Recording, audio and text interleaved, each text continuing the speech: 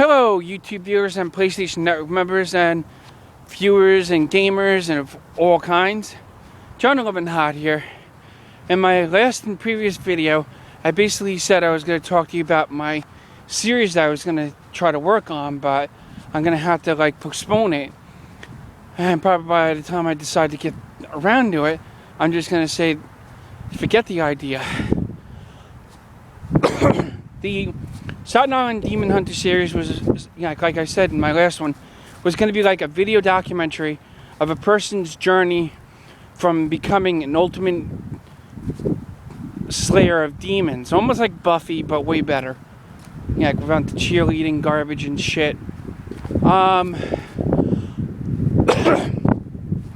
this is how the story was to go. You got a young, the storyline goes like this way back in the past, where a young man basically made a deal with the devil. Sound familiar? If it does, it kind of is having to do with One More Day, Spider-Man's comic book, which Linkara really despises that comic book. I mean, it's a what you call it, but this is nothing to do with Spider-Man. But this this storyline revolves around a young man. Well, this goes way back in the past. It's not based on a true story. It's kind of like a ripoff of this, of The Devil May Cry, but way beyond that. Because you got this young man that basically lives on Staten Island, and he doesn't know that his bloodline kind of has demonic blood in it. So, this is how the story goes. Jonathan Dante basically is a young man on a journey to because he finds this journal and sees a bunch of weird texting in it that basically talks about demon resurrections and closing demon gates that are all over parts of Staten Island and stuff like that. And of course,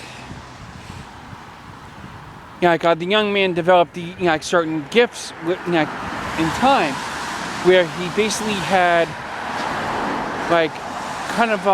powers to basically close demonic gates that were so powerfully sealed, but open every October, and they had to be closed before before Hallows Eve or Halloween, the end of Halloween, because it was and sometimes he took the lazy way and did it that way, but sometimes the gates wouldn't shut, so sometimes it'd be oops, I didn't shut the gate right, da da da da da, because the witch court every once a year went like this, that the text would change.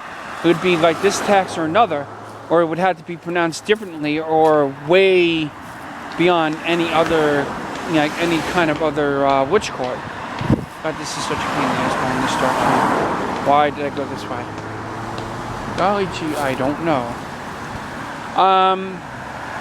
But the story goes like this. Jonathan Dante, who basically came across the texting, the journal of his bloodline, basically finds out that his so-called bloodline, he doesn't know this until whatever, but he's he's pretty much part of a long line of demon hunters. The first actual demon hunter was a young man that basically made a deal with the devil, but the young man basically found a loophole and was no longer having to do a deal with the devil, but the devil swore that he would get revenge, which of course he kind of did, because what happened with the young man over time, the young man's immortality started to wear down, because the young man was using his demonic power for too much good stuff and pretty much eliminating evil stuff in the world, and it pretty much drained his whole entire life forceful energy. And what happened with that was it aged him a lot faster because he was using it a lot more than he was and stuff like that, because the contract that he signed with the devil was that if he was to do any good deeds with his demonic powers, that he would, he would start losing his immortality. Because the deal was like this, you do a job that you're supposed to do, or suffer the consequences. Meaning, but the young man basically found a loophole where if he defeated the demon, the contract would be invalid and he would still get to keep his powers. Right? Wrong.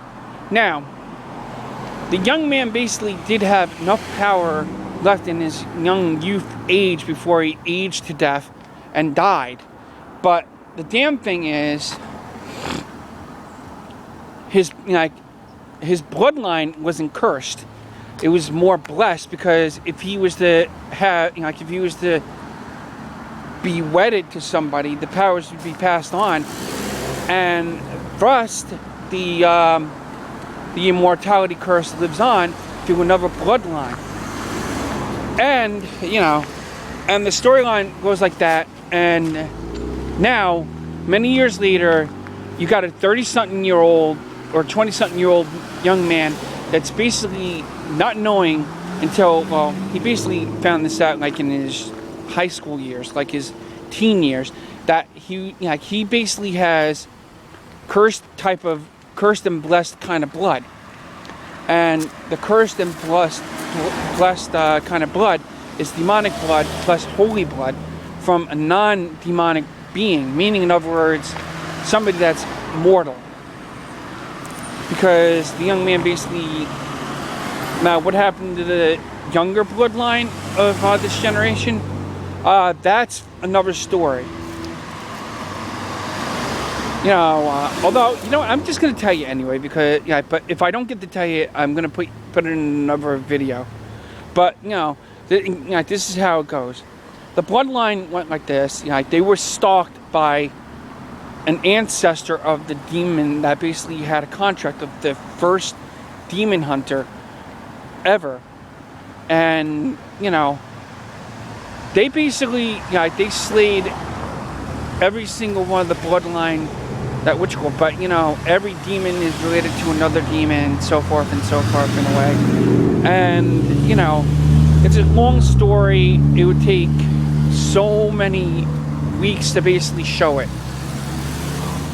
and stuff like that. And it would go into a lot of seasons. There would be like season 1, the slaying begins, which is where we basically see the first couple of of the young man's line of how he started out. Then season 2, the begins over, or the next generation. And the next generation is a lot worse. But it's like a really great series. If I was to get somebody to help me work on it, it would have it would have to be I would have to have somebody personally help me put special effects in. I would have to get sound effects for certain things. But it's like a really good storyline. I tried to work on it one time, and I looked at it when I recorded a video on my cam, and it was just so outrageously nuts. It was like I was completely, like I was pretty much, let's just say this, I looked really ridiculous fighting nothing, like in midair. While if I had special effects, I would have to try to move the effect in the direction I want it, and just have the character, the thing I was fighting just flinch a bit when I had it cornered. And then when I jab a sword in, I would have to make a death effect where it just goes poof into flames or something, being defeated. But I didn't have those kind of effects I can do now. But even now I can't even do that, because I need to get like special effect videos to basically use on an iPod Touch, which is not easy. And it would be great if I basically had all the because I don't write this script on my computer. I don't write it on paper. It's all in my head. I can change the thing around whenever I want, without having to go back and deleting But it's like a really great story, believe me. And it all takes place on Staten Island. Seriously, it takes place on Staten Island.